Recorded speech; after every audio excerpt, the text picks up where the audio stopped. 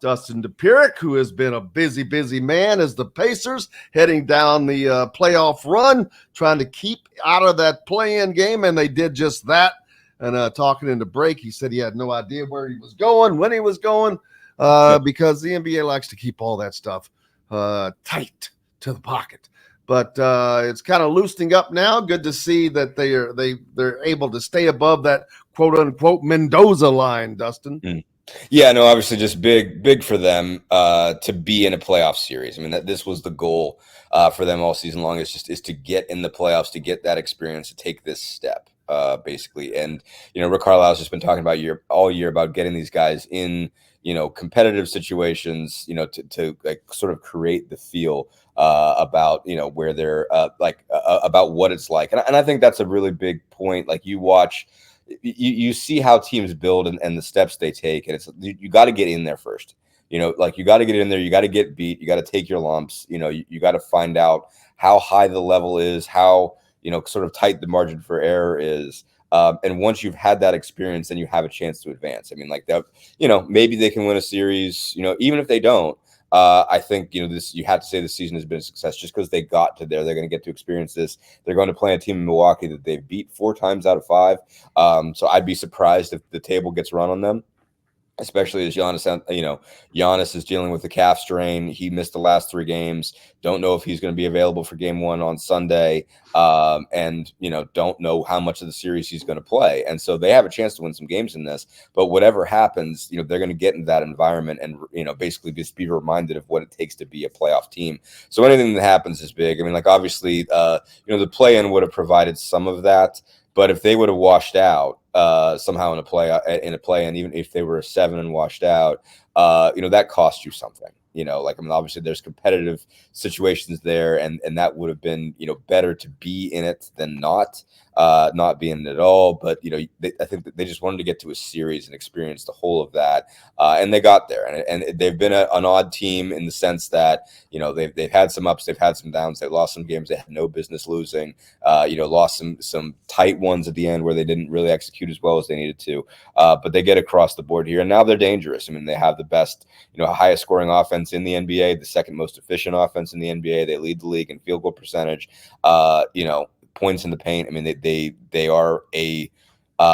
a dangerous team, and they're particularly dangerous for Milwaukee. And, Milwaukee is teetering a little bit. And so they go in with a real puncher's chance at least winning the first playoff series. And they're in the bottom half of the bracket. I mean, the Knicks aren't a team that they can't beat either. The 76ers aren't a team that they can't beat. They've got winning records against everybody that could end up in their half of the bracket. And so you avoid Boston until at least the conference finals. So they're in a really good place. Yeah, looking forward to now the next step. What can they do in the playoffs with are they completely healthy? Are they playing at a level that you just mentioned they hung 157 points? So that's that engine's running pretty good at there. Yeah, I mean, obviously, Atlanta has been a team that they've been able to run over all year. I mean, I think it's just a schematic thing that the Hawks sort of play into their strengths more or less. And the Hawks were missing a couple guys. Obviously, everybody approached the last game of the season differently depending on where you stood. And the Hawks were in a situation where they were locked into the play-in game already. They gave Clint Capella a rest, so that's their best shot blocker in the middle, and the Pacers just attacked the middle on pick and roll. And, they got 80 points in the paint. That's just a nutty, crazy number, even for an NBA game. And so, they're not that good right now. They're not going to go in and hang 150 on the Bucks. That's not going to happen. But they can hang 120 something, 130 on the Bucks. The Bucks aren't a great defensive team. So, I think they look pretty good. Obviously, Ben Matherin's been out for the year with the shoulder injury. So that obviously cost them a significant weapon, but they've been without him since early March, since he separated the shoulder out in Dallas, or was it late February? They're all running together now. But whenever the game was in Dallas, I think it was March. I think it was after San Antonio. So I think that was early March. But so they're about as healthy as they're going to get. I mean, they had 3 guys questionable on the injury report on Sunday, and all of them played. That was Obi Toppin, Jalen Smith, Isaiah Jackson were all Jackson didn't play. But they are pretty healthy. Basically, they're about as healthy as they're going to be, going into it. So, I mean, they're operating at a pretty good clip. I mean, I think, again, I don't think the offense is as good as it was when they had Buddy Hield, and they had some of the shooting, but still, I mean, they've got in Siakam, they have a real number 2 offensive option, who really has been the number 1 offensive option. He's been more consistent than Tyrese Halliburton has. Miles Turner really comes into this on a roll, was terrific yesterday, 31 points. I think it was 13 of 17 shooting, 3 of 4 from 3, but really got to the rim really well on the pick and roll stuff. And Halliburton is coming along. I mean, I think you're not seeing him at the height of his powers, but the 3 ball's going in again. He was 0 for 4 yesterday, but he's been hitting threes. I think he had 4 of the Pacers' 9 threes on Friday night. Basically, like the shot's back. I think he's making some really smart decisions. Again, like you're not seeing him at peak Halliburton like you saw him in December, but still, I mean, he's playing pretty well. TJ McConnell's been fantastic off the bench, just absolutely phenomenal. Obi Toppin has done a really good job of finishing stuff. So they come in on a pretty good, just playing pretty well. Thought defensively they really stepped it up yesterday in the second half. Had a bad first half, but held them to 43 in the second half. A lot of things are clicking pretty well, and they're playing a Milwaukee team that, again, does not look great. They had a game that they probably should win, or they had a chance to win on Sunday, and gave it away to Orlando. And as Jared says here, the Pacers did beat Milwaukee 4-1 in the regular season. Obviously, they haven't played them since January 3rd. So they're 2 different teams now. I mean, the Pacers will add Siakam, traded away Heel and Brown, lost Mathurin, so they're a different team. Bucks have a new coach since then. Basically what they made the decision to change from Adrian Griffin to Doc Rivers. So it's 2 very, very different teams since then.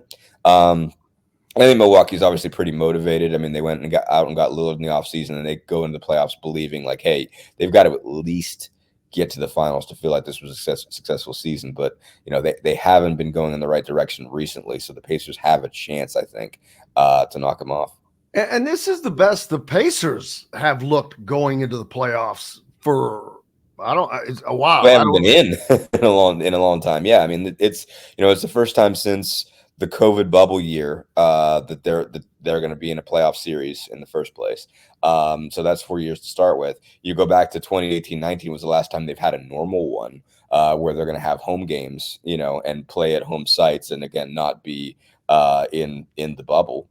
So it's different. I think really you got to go back to I think the 2017-2018 team to go the last time that they had this kind of momentum, and I think that was the year that they had Oladipo, and Oladipo was playing at a really high level, and I think they went to 7 games against LeBron's Cleveland team in the first round, and really made that interesting, and made really made that Cleveland team sweat, big time. And so LeBron ended up turning it up a notch, and then rolling all the way to the finals again. But still, that was the last team that really came in looking dangerous.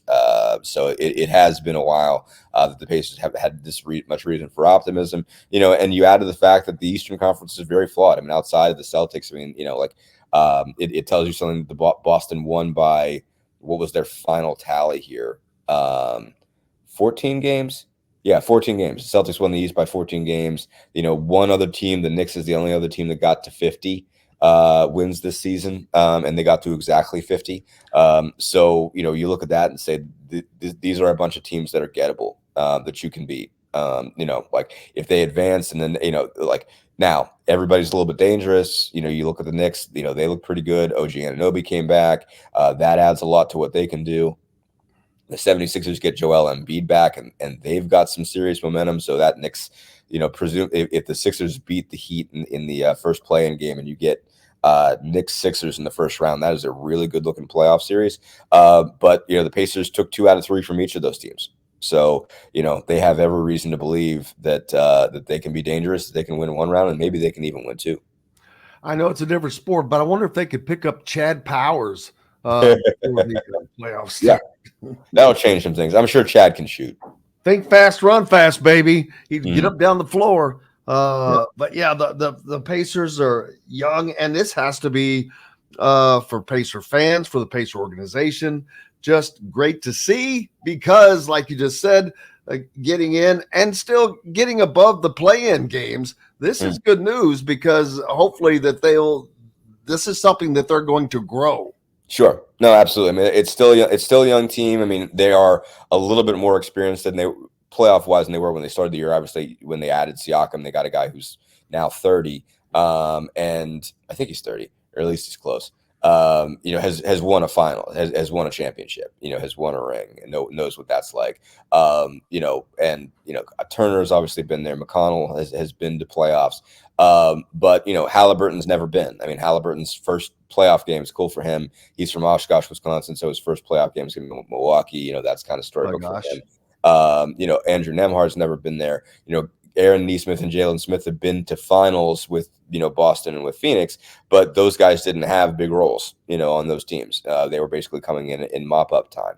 Mathurin hasn't been there. Obviously, he doesn't get to play, but at least he'll be around it. I'm trying to think of some other guys that are important in this case. Obi Toppin, has been a rotation guy for the Knicks, got eliminated relatively early, but they're going to get to experience this together, and it's going to be very, very valuable for them going forward. Whatever happens, whatever transpires here in the next couple of weeks. I mean, again, I have a hard time imagining they could go the distance and get past Boston, and I presume Boston's going to win the East. But that doesn't mean, they can't make some noise. And if they can make some noise, then that's something they can absolutely, build on and sort of say, hey, this is what we have, how much further we need to go. And it also tells both the players that, the team itself, what it needs to be better at. And it also tells the organization what it needs to go get. And so, this is going to be basically give the Pacers a lot of answers that they need to move forward.